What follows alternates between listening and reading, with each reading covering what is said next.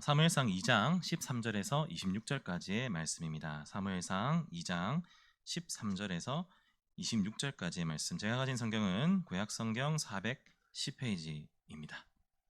사무엘상 2장 13절부터 26절까지의 말씀입니다.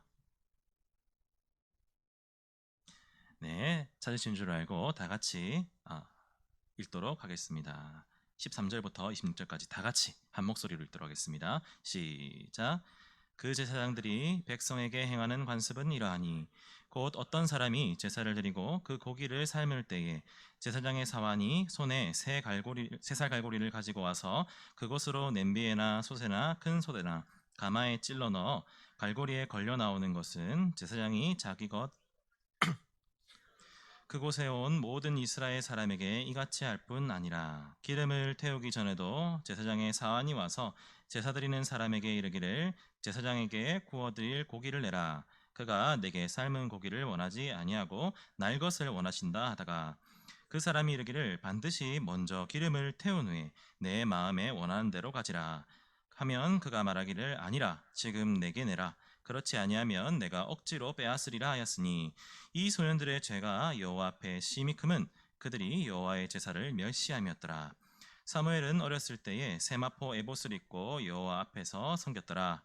그의 어머니가 매년 드리는 제사를 드리러 그의 남편과 함께 올라갈 때마다 작은 겉옷을 지어다가 그에게 주었더니 엘리가 엘가나와 그의 아내에게 축복하여 이르되 여호와께서 이 여인으로 말미암아 내게 다른 후사를 주사 이가 여호와께 간구하여 얻어 바친 아들을 대신하게 하시기를 원하노라 하였더니 그들이 자기 집으로 돌아가매 여호와께서 한나를 돌보시사 그로 하여금 임신한 아이 사무엘은 엘리가 매우 늙었더니 그의 아들들이 온 이스라엘에게 행한 모든 일과 회막문에서 수종드는 여인들과 동침하였음을 듣고 그들에게 이르되 너희가 어찌하여 이런 일을 하느냐 내가 너희의 악행을 이 모든 백성에게서 듣노라. 내 아들들아 그리하지 말라. 내게 들리는 소문이 좋지 아니하니라. 너희가 여호와의 백성으로 범죄하게 하는도다. 사람이 사람에게 범죄하면 하나님이 심판하시려니와 만일 사람이 여호와께 범죄하면 누가 그를 위하여 간구하겠냐 하되 그들이 자기 아버지의 말을 듣지 아니하였으니 이는 여호와께서 그들을 죽이기로 뜻하셨음이었더라. 아이 사무엘이 점점 자라매 여호와와 사람에게 은총을 더욱 받더라. 아멘. 죄송합니다. 갑자기 사례가 들려가지고 정말 오랜만에 이렇게 오후 예배를 드리는 것 같습니다. 제가 잠시 이게 또 생각해보니까 제가 저희 참좋은교회 와가지고 딱 6번 오후 예배 설교를 하고 그 뒤로 한 번도 못했더라고요. 근데 참 오랜만에 합니다. 그래서 되게 솔직한 마음으로 많이 떨립니다. 마치 처음 전도사 때 수요기도 설교할 때 올라갔던 것 같이 그날 좀 많이 혼났거든요. 내려가서 그때 같이 심장이 많이 떨리는데 또 많이 기쁘기도 하고요. 또 솔직히 말하면 설교를 준비하면서 울기도 많이 울었습니다. 하나님의 말씀을 나누는 것이 기대가 되어서 또 너무 반가워서 지금도 제가 조금 마음이 울컥울컥 하는 게 있는데 혹시 울더라도 울면은 제가 되게 못생겨지거든요. 물론 지금 잘생겼다는 말은 아닙니다. 하지만 울면 더 못생겨지기 때문에 보시고 그냥 고개를 숙여주시면 됩니다. 이거 저희 아내가 한 말입니다. 오빠 울면 못생겼으니까 강단에서 울지 말아줘. 저희 아내가 실제로 한 말입니다. 그러니까 제가 울면은 그냥 아멘 하면서 고개를 숙여주십시오. 그게 서로에게 편할 것 같습니다. 코로나 시대입니다. 저희 담임 목사님께도 잘 얘기하는데 코로나 시대입니다. 코로나 시대가 참 우리 많은 것을 바꿨죠. 사회도 바꾸고 문화도 바꾸고 경제도 바꾸고. 근데 안타까운 것은 좋게 바뀌면 정말 좋을 텐데 안 좋은 것들로 계속 모든 것이 바뀌고 있다는 거죠. 경제도 안 좋아지고요. 사회적으로 거리두기를 통해서 또 서로 간에 소원하게 되고 또 추석에도 가족 명절에도 집에 계신 부모님을 찾아뵙지도 못하는 상황이 계속해서 이어지고 있습니다. 참 가슴 아픈 일입니다. 근데 특별히 우리 교회를 다니는 우리 크리스찬들에겐 더욱더 가슴 아픈 시대가 이 코로나 시대가 아닌가 합니다. 실제로 교회의 실수로 인하여서 우리의 잘못된 판단으로 인하여서 또 사회적으로 큰 이슈가 되고 문제가 되는 일들이 발생하였고요. 그로 인해서 우리들이 사회생활을 하면서 그리스도인이라는 것 사실만으로 마음이 움츠러드는 일도 일어납니다. 어디 그뿐만입니까? 예배를 드려야 함에도 불구하고 드리지 못하는 그 마음의 상함도 우리에게 있습니다. 이처럼 코로나는 참으로 우리에게 마음을 움츠러들고 우리의 육신까지도 옥죄어오는 참으로 어둡고 어두운 시대를 우리에게 선사해 주었습니다. 그런데 지금 우리가 아무런 준비 없이 맞은 이 어둠 가운데 또한 기억해야 할 것이 있다면, 이제 이 코로나 이후의 시대 또한 지금 우리가 전혀 경험해 보지 못한, 어쩌면 우리 교회에게, 특별히 그리스도인에게 있어서 더욱더 힘겨운 시절이 될 수도 있는 어둠으로 다가올 수도 있다는 사실입니다. 그러한 어둠의 시대 가운데 우리는 어떻게 해야 할까요? 다가올 수도 있는, 앞으로 우리에게 올 수 있는 여러 가지 어둠과 어려움들과 고난과 고통과 문제들 앞에서 지금 우리는 무엇을 해야 하는 것일까요? 지금 크리스찬 중고생인 여러분들, 청년들인 여러분들, 우리 성도님들은 무엇을 해야 할까요? 저는 오늘 본문을 통해서 그것을 한번 나눠보고자 합니다. 그래서 이 말씀을 듣고 우리가 함께 우리가 어떻게 지금 이 시절을 보내야 하는지를 다시 한 번 더 하나님 앞에서 확인하는 시간, 그래서 마음에 이 시절을 잘 보낼 수 있고자 하는 의지가 생기는 그러한 시간 되기를 간절히 소원합니다. 저기 재용이가 앉아있죠. 얼마 전에 재용이가 군대를 한번 갔다가 다시 왔습니다. 다시 가야 돼요. 군대를 2번 간 사나이. 근데 그 2번 간 사나이가 재용이만 있는 건 아닙니다. 저도 군대를 2번 갔다 왔습니다. 저는 해군에 6월 달에 입대를 했어요. 근데 이 다리가 내성발톱이라 가지고 발이 내성발톱이라서 이게 훈련을 하다 보니까 군화가 작은 거예요. 285 주세요 하면 여기 285 있으면, 이런 게 군대가 아니잖아요. 그냥 되는 대로 신어 이렇게 하는 게 군대잖아요. 그래서 제가 발볼이 넓어서 285를 신어야 되는데 남아있는 게 275밖에 없는 거예요. 그래서 어쩔 수 없이 발이 작은 걸 신다 보니까 내성발톱이 안으로 파고들어가지고 봉화소염이라고 합니다. 정확한 명칭으로. 이게 골마가지고 발가락이 막 부어오르는 거예요. 완전 죽은 발가락처럼 파랗게 되는 겁니다. 잘못하면 이걸 절단할 수도 있는 겁니다. 그래서 제가 훈련을 딱 2주만 받고 퇴소를 했습니다. 그래서 이제 저는 그때 물어봤죠. 그러면 저는 면제가 되는 건가요? 아니, 수술하고 다시 들어와야 돼. 와, 마음이 정말 아프더라고요. 짜증이 나고, 하나님 왜 저에게 이런 고통을 주시니? 우리 재용이 많이 위로해 주십시오. 제가 저 마음을 압니다. 그래서 한 달 뒤에 다시 갔어요. 7월 달에 입대를 했습니다. 정말 마음이 힘들었습니다. 그때 당시엔 저의 연인이었던 아내와 아버지와 함께 2번째 갔는데, 그때는 분위기가 더 침울했어요. 아이고 이 인간이 이러면서 갔는데 너무 무거운 마음으로 떴는데, 근데 놀라운 일은 들어가자마자 훈련이 시작하니까 갑자기 그 지난날 재입대했던 제 모든 경험이 갑자기 행복으로 바뀌는 겁니다. 제가 순식간에 에이스가 되는 거예요. 538번 훈련병 정영진이 에이스 훈련병이 되는 겁니다. 왜냐하면 저는 이미 한번 다 경험해봤거든요. 군대에 가면 아무리 똑똑한 사람도 바보가 됩니다. 예? 뭐라고요? 이렇게 되거든요. 근데 저는 이미 한번 경험을 했습니다. 준비된 훈련병, 선진군형, 준비된 훈련병. 군대 가면 제일 먼저 하는 게 군가를 배웁니다. 근데 문제가 있어요. 군대 피아노가 없습니다. 그럼 어떻게 배우느냐? 교관이 불러요. 근데 교관이 음치예요. 부를 때마다 음이 다른 거예요. 근데 부를 때 이상하게 부르고 가르쳐 놨거나 우리가 못 부르면 야 뭐 하는 거야? 그것밖에 못해!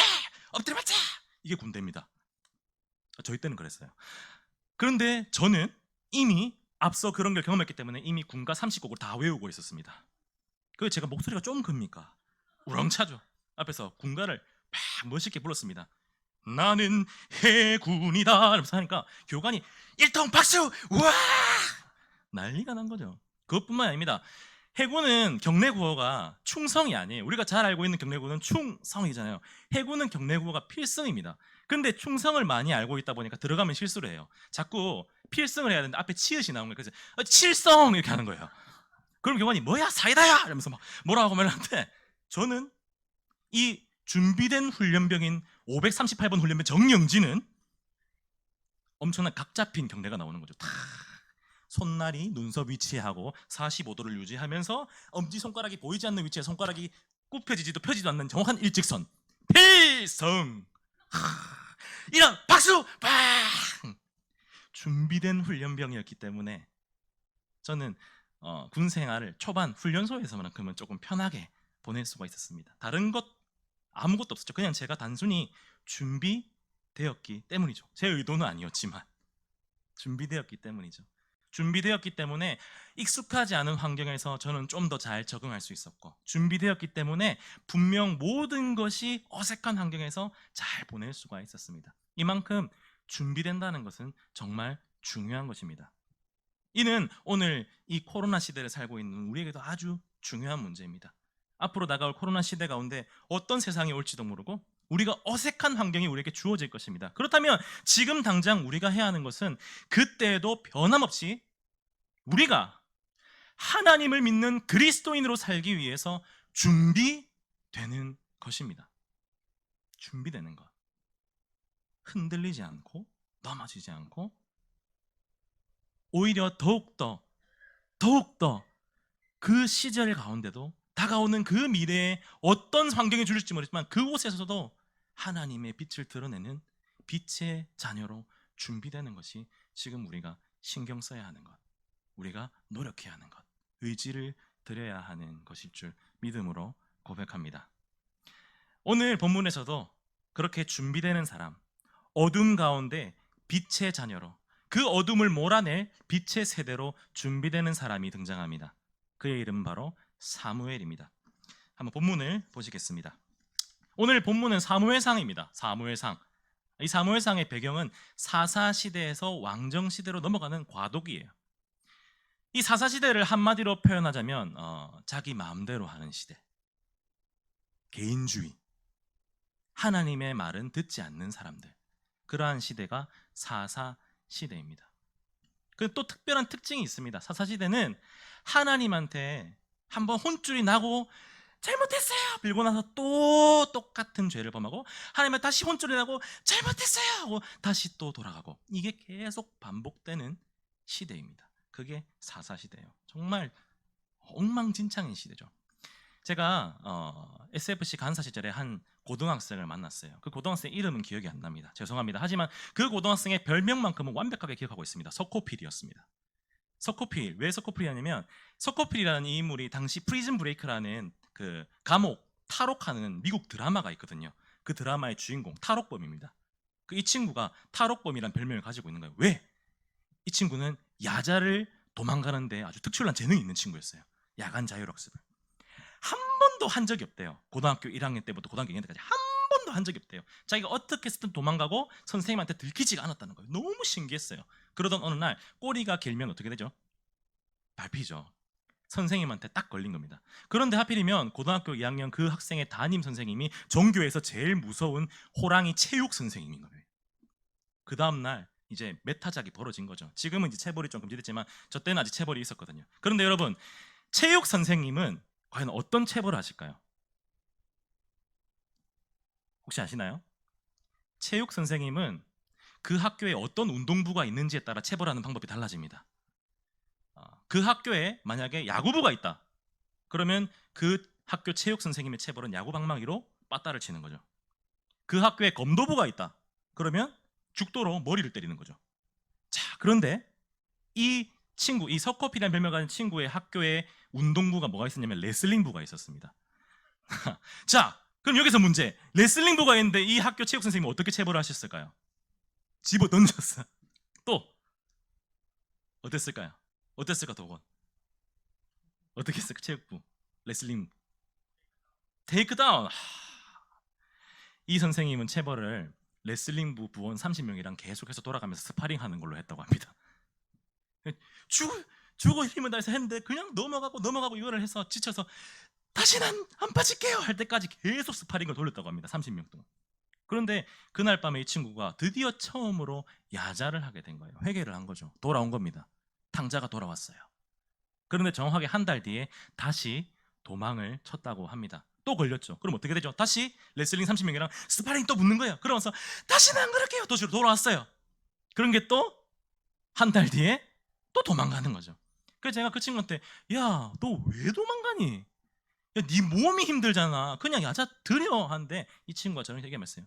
간사님, 제 마음이 안 그래요. 저는 야자를 할 수가 없어요. 제 마음이 안 가요. 그래서 저는 제 마음이 가는 대로 해야 속이 풀려요.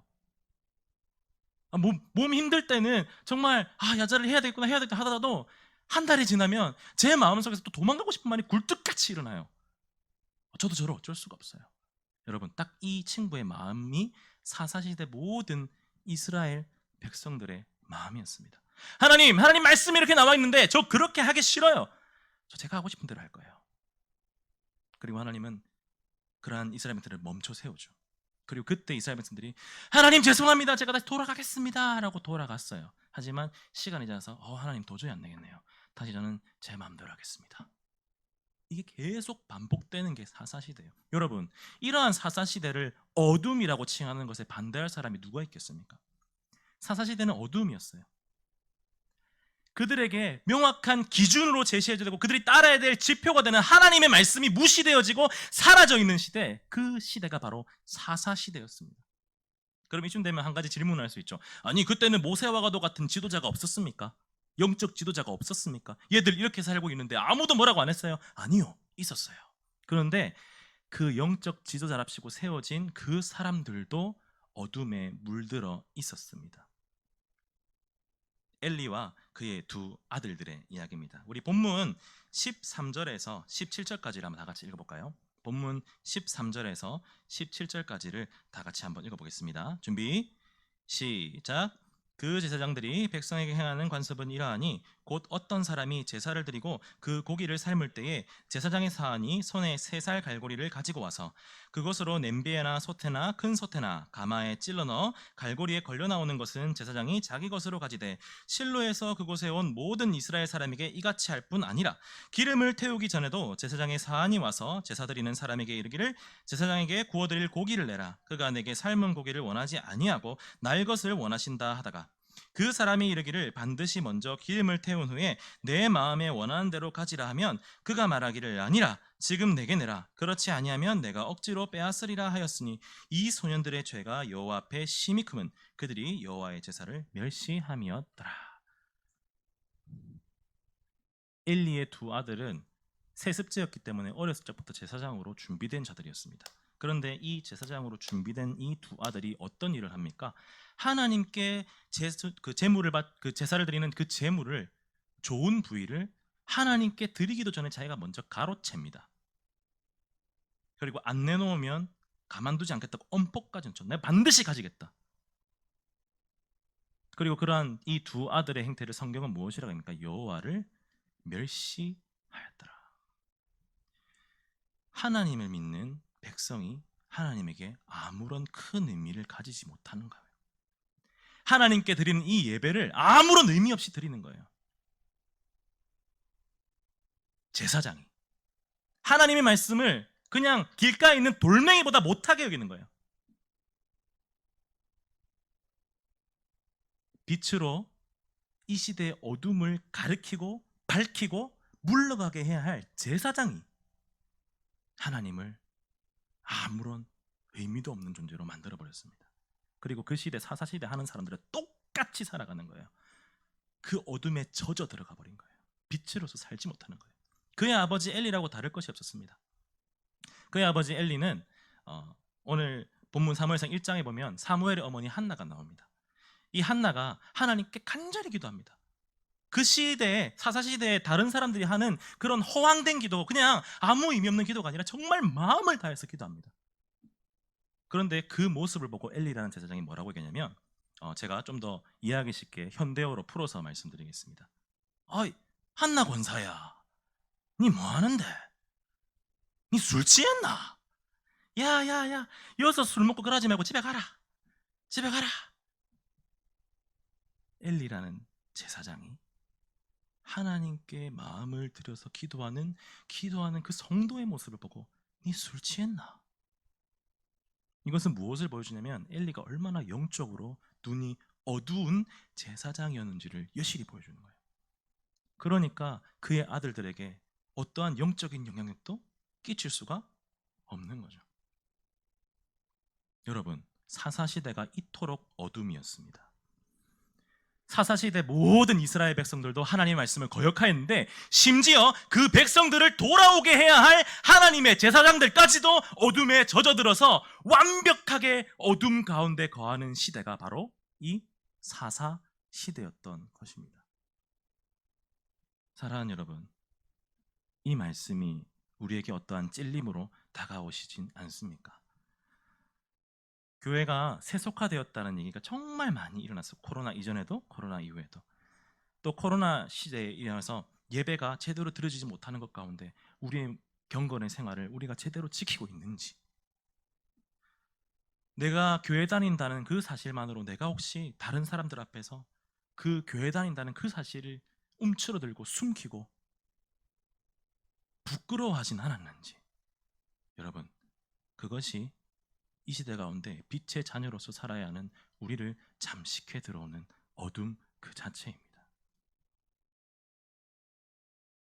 빛으로 살아야 했으나 빛으로 살지 못하였던 엘리와 그 두 아들들의 모습이 우리 안에도 있을 수가 있는 겁니다. 여기서 있는 저도 거기서 자유로울 수가 없겠죠. 이것이 이 시대에 우리 교회가 가지는 애통함입니다. 슬픔입니다. 그렇기 때문에 우리는 거기서 돌이켜서 빛으로 준비되어야 될 필요가 있는 겁니다. 지금 우리에게는 그 준비가 반드시 필요합니다. 그리고 그 준비하는 방법의 그 희망의 열쇠를 오늘 본문 속에서 우리는 발견할 수가 있습니다. 본문 22절에서 26절까지를 한번 읽어보실까요? 22절에서 26절까지입니다. 한번 다 같이 읽어보겠습니다. 준비 시작. 엘리가 매우 늙었더니 그의 아들들이 온 이스라엘에게 행한 모든 일과 회막문에서 수종드는 여인들과 동침하였음을 듣고 그들에게 이르되 너희가 어찌하여 이런 일을 하느냐? 내가 너희의 악행을 이 모든 백성에게서 듣노라. 내 아들들아 그리하지 말라. 내게 들리는 소문이 좋지 아니하니라. 너희가 여호와의 백성으로 범죄하게 하는도다. 사람이 사람에게 범죄하면 하나님이 심판하시려니와 만일 사람이 여호와께 범죄하며 누가 그를 위하여 간구하겠느냐되 그들이 자기 아버지의 말을 듣지 아니하였으니 이는 여호와께서 그들을 죽이기로 뜻하셨음이더라. 아이 사무엘이 점점 자라매 여호와와 사람들에게 은총을 더 받으라. 지금 저희가 읽은 이 본문을 영화의 한 장면이라고 생각해 봅시다. 앞에서 하나님의 말씀을 거역하는 엘리의 아들들의 모습이 막 보여요.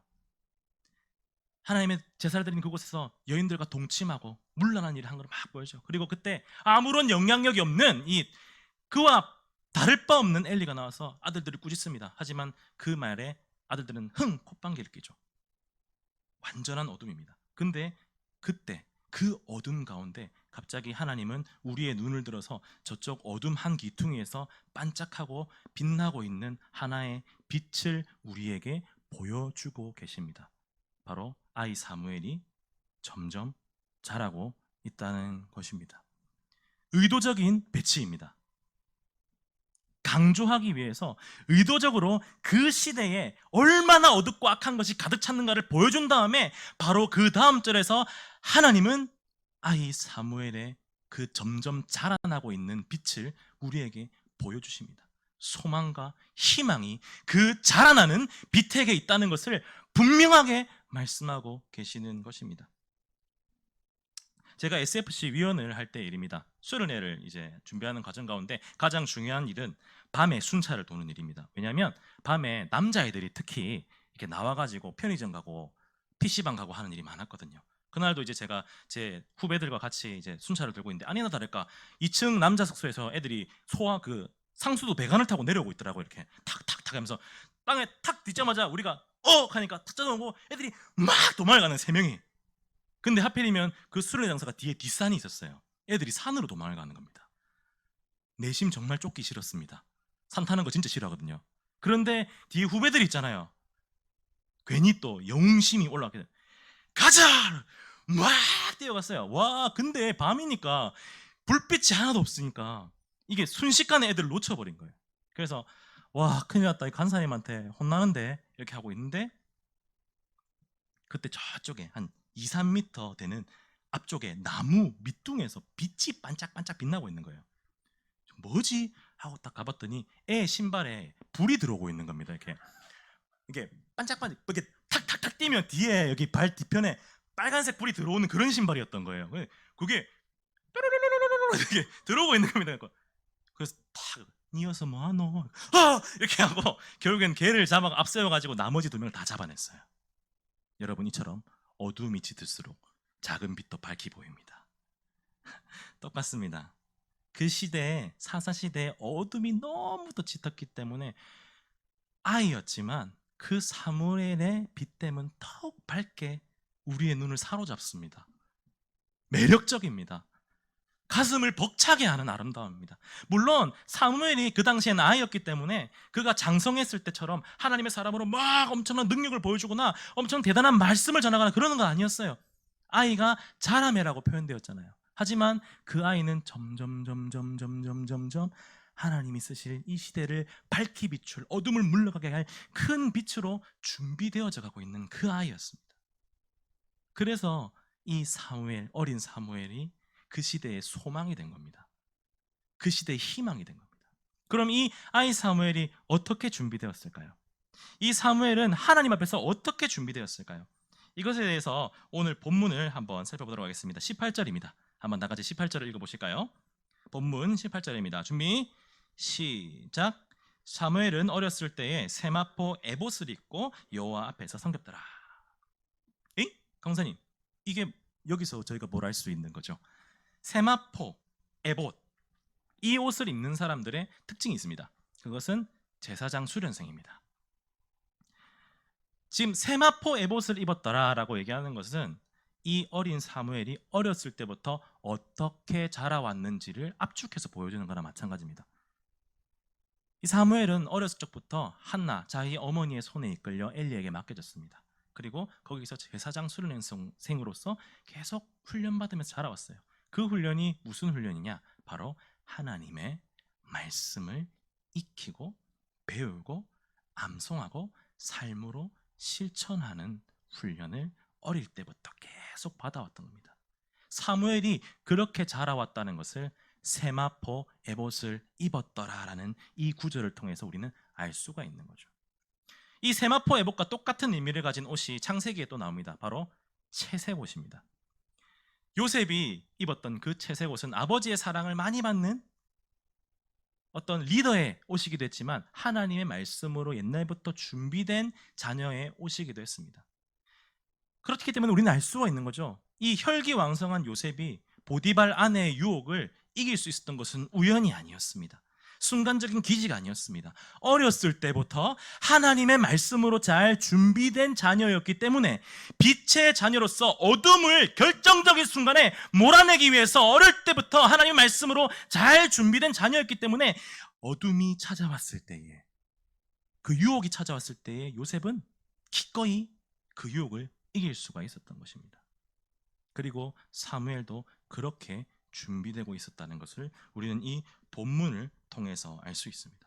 사랑하는 여러분, 이처럼 우리는 빛의 세대로, 어둠을 물러가게 할 빛의 세대로 살아야 하는 백성입니다.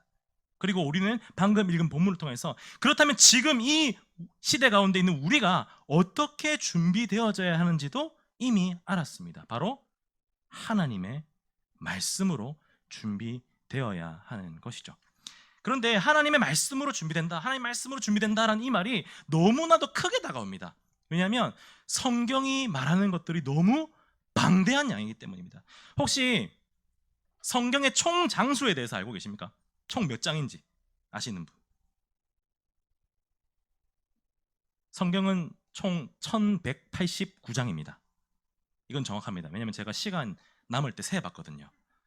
진짜 할 일이 없어가지고 그냥 세봤어요. 이렇게 한 장, 두 장 이러면서 1189장 정확하게 제가 세봤습니다. 그럼 몇 구절로 되어 있을까요? 이거는 제가 세보지 않았기 때문에 제가 구글의 도움을 빌렸습니다. 31,173구절. 성경 66권, 총장수 1189장, 총 구절수 31,173구절. 어마어마합니다. 이 어마어마한 양을 우리는 배워야 합니다. 그래서 하나님의 말씀으로 준비되어야 합니다라는 이 말이 너무 크게 다가오는 거예요. 이거 어떻게 하지? 성경 일독을 하는 것도 쉽지가 않죠.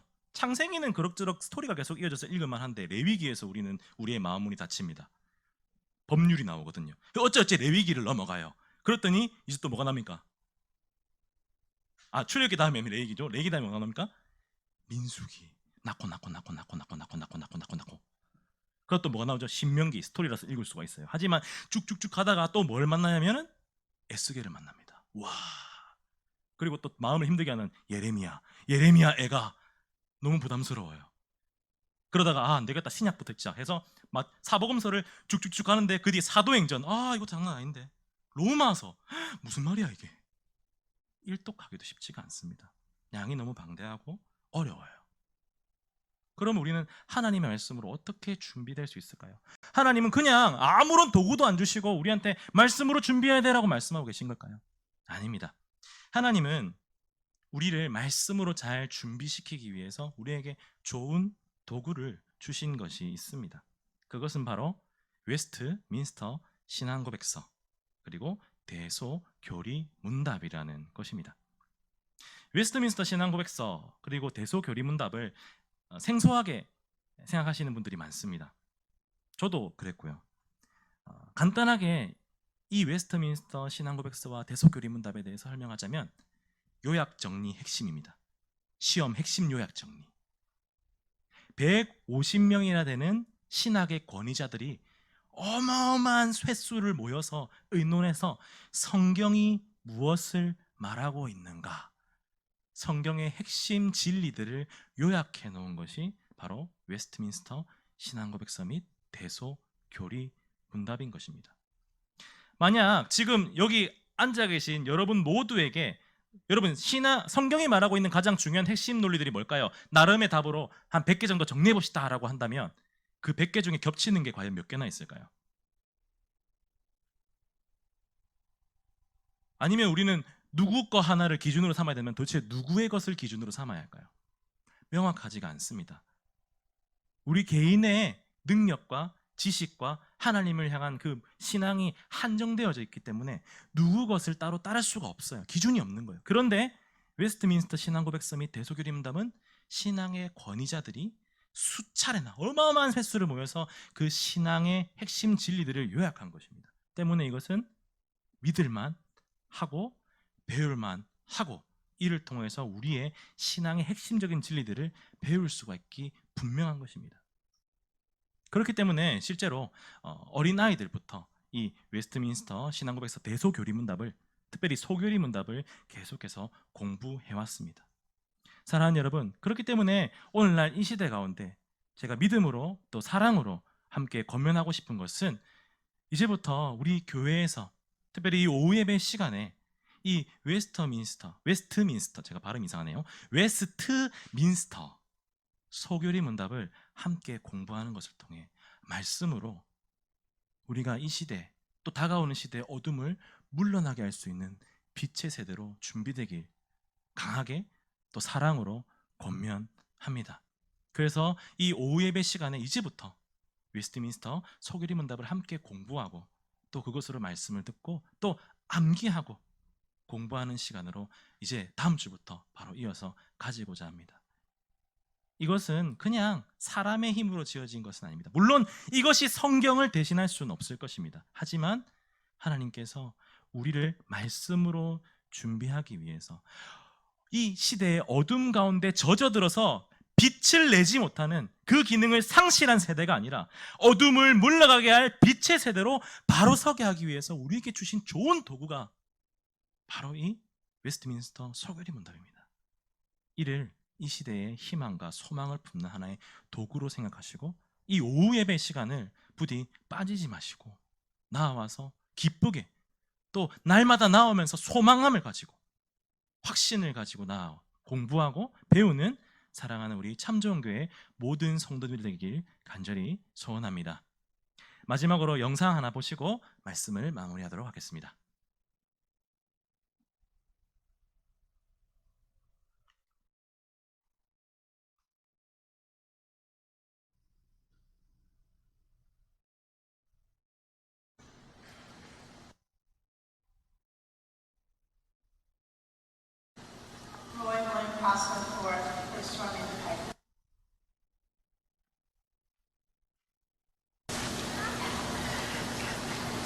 It's my pleasure to speak just a little bit about valedictorian.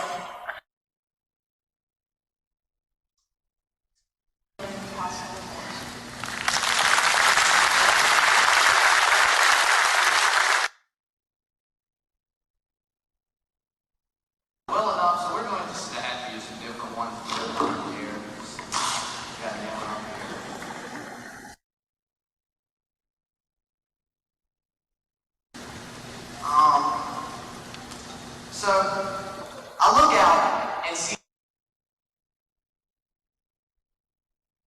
all the faces of people who easily deserve to stand where I am today, except for Waldo.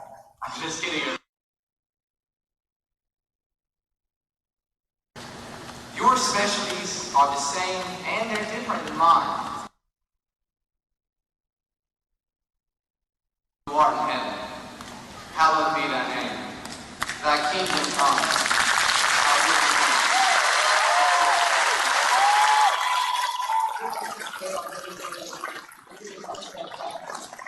As we forgive those who trespass against us, lead us not into temptation, but deliver us from evil. For thine is the kingdom, the power, and the glory, forever and ever. Amen.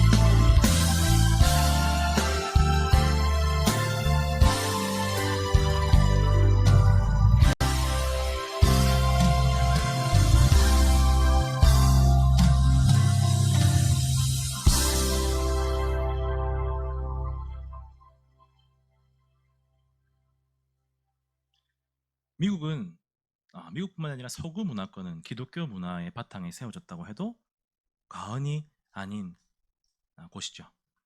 그렇기 때문에 미국은 집회에도 우리는 하나님이 존재하는 사실을 믿습니다라고 적혀 있는 곳이 바로 미국입니다. 그렇다 보니까 자연스럽게 모든 국가 그리고 공식적인 행사에 앞서서 주기도문을 하는 것이 의식의 하나처럼 이렇게 식순에 있는 포함되어 있는 것이 바로 이 서구 문화권이었습니다. 그런데 어느 날 이 리버티 고등학교에 이사 재단이 종교로부터의 자유의 재단이라는 이름을 가진 이 이사 재단이 이 앞으로 모든 공식 행사에 주기도문을 기도를 하는 것을 금지합니다라고 발표를 해버렸어요. 교칙 학칙으로 정해버렸어요. 그 상황 속에서 벌어진 졸업식의 대표 고별사로서 지정된 이 로이 코스터너라는 학생이 한 행동을 우리는 방금 영상으로 보았습니다. 졸업식 날 고별사에 그 고별사를 하는 대표로 세워진다는 것은 단순히 그냥 학생 대표만을 의미하는 것은 아닙니다. 그 학교의 대표로서 이 지원을 받아 대학교 진학에 특별한 이득을 가지는 것, 이점을 가지는 것, 장학이라든가 뭐 점수라든가 추천서라든가 이런 걸 받는 위치가 바로 이 졸업식 날 고별사하는 위치입니다. 때문에 그는 학교와 그 학교의 이사재단에게 잘 보일 필요가 있는 상태였습니다. 정말 쉬운 자리가 아니거든요. 정말 어렵게 딴 자리일 거예요. 그런데 그는 그 앞에 서서 학교가 금지한 주기도문을 아주 당당하고 담대하게 고백합니다. 왜 그렇게 했냐라는 질문에 그는 무엇이라고 했습니까? 하나님이 그것을 원하시는 것 같았습니다. 처음 이것을 보았을 때는 제가 SFC 간사로 섬기고 나서 1년이 채 되지 않았을 때 이 영상을 처음 접했습니다. 그때 정말 큰 충격으로 다가왔습니다. 나는 과연 할 수 있을까? 내가 가르치고 있는 우리 중고등부 학생들은 할 수 있을까? 나와 같이 꿈을 나누고 비전을 나누고 있는 청년들은 할 수 있을까? 나에게 믿음의 모범을 보였던 나의 선생님들, 나의 선배님들, 그분들은 과연 할 수 있을까? 아무것도 확신할 수 없다는 것이 너무 가슴 아팠습니다. 하지만 철저히 세속화되는 가운데 이것이 어려운 것으로, 당연하지 않은 것으로 여겨지고 있는 이러한 시대 가운데도 어둠 속에도 항상 저렇게 빛은 밝게 빛나고 있습니다. 사랑하는 여러분, 청년 여러분, 중고생 여러분, 참 쉽지 않고 포기하고 싶지 않은 것들이 많이 있는 시절을 보내고 있습니다. 하지만 여러분들에게 과감하지만 사랑을 담아서 질문하고 싶습니다. 그래서 여러분의 인생에 무엇으로 남겠습니까? 무엇이 여러분의 삶 가운데 남아있겠습니까? 중고생 여러분, 공부를 하고 열심히 미래를 준비하는 짐이 여러분의 어깨 위에 있는 것 우리 모두가 알고 있습니다. 하지만 그 무거운 짐 위에 또 다른 짐을 얻는 것이 아니라 그 모든 짐을 내려놓고 자유 가운데 담대하게 그 미래를 준비할 수 있는 아주 좋은 것들을 여러분에게 알려주기 원합니다. 그것이 여러분 인생에 유일하게 남아있을 것입니다. 사랑하는 참좋은교회 모든 성도 여러분, 우리가 이것을 우리의 자녀에게 또 우리의 자녀의 자녀에게 그 자녀의 자녀에게 세세 무궁토록 남길 수 있도록 마음을 다하여 뜻을 다하여 온 힘을 다하여 말씀을 익히고 배우고 공부하는 또 그것으로 일상을 살아가는 참좋은교회 모든 성도님들 되길 간절히 소원합니다.